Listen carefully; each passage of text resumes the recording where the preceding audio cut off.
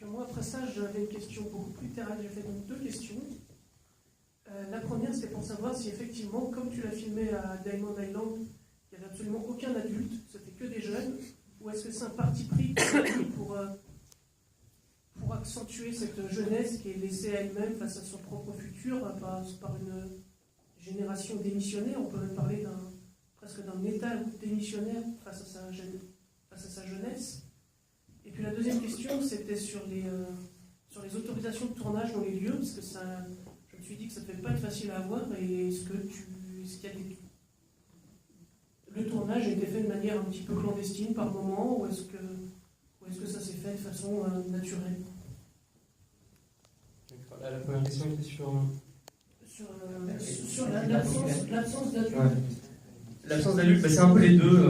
Ce que tu exprimais, ça veut dire à la fois quelque chose qu'on ressent et une extrapolation de ce sentiment. Ça veut dire qu'effectivement, n'importe qui va au Cambodge aujourd'hui, notamment à Phnom Penh, est frappé et a l'impression d'avoir que des jeunes partout.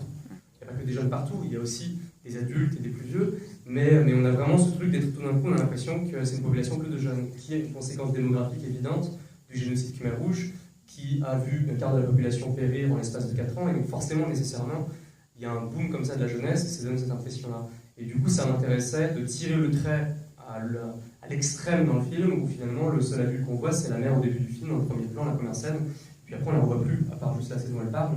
Et ça m'intéressait de faire le pari d'un film au Cambodge, où il y aurait effectivement ce truc un peu tiré d'hyper-réalisme, où il n'y a absolument que des jeunes avec ce fantasme d'un pays qui se bâtit seul, juste avec une jeunesse, quoi. Voilà. C'était donc de l'ordre du sentiment que je ressens, et ensuite pousser un peu plus dans la fiction. Et puis sur la question de l'autorisation, effectivement, Diamond Island, c'est un lieu réel, donc il n'allait pas s'arrêter de tourner pendant qu'on tournait.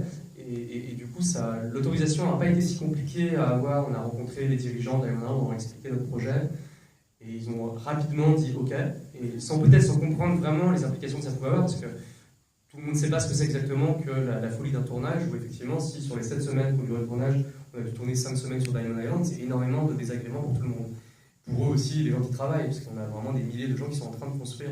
Mais après, une fois qu'ils ont donné leur accord, ils sont adaptés, et on s'est beaucoup, nous, adaptés au fait, mais c'était du coup, on l'a renversé rapidement aussi en atout, ça veut dire aussi comment on s'adapte à ça, comment on tourne dans un chantier alors qu'il y a 100 personnes en train de travailler derrière, il continue à y avoir des passages avec des machines et des véhicules, et comment à chaque fois faire attention, évidemment, ça pose des problèmes de sécurité, mais comment faire rentrer le réel à l'intérieur du plan, et pas juste l'éviter, mais faire entrer, faire dialoguer le réel et la fiction, quoi. Et c'est vrai que j'avais déjà fait un documentaire avant, qui avait une part fictionnelle, là, mais du coup c'était un peu plus une fiction avec une grande part documentaire, mais c'était hyper stimulant à faire.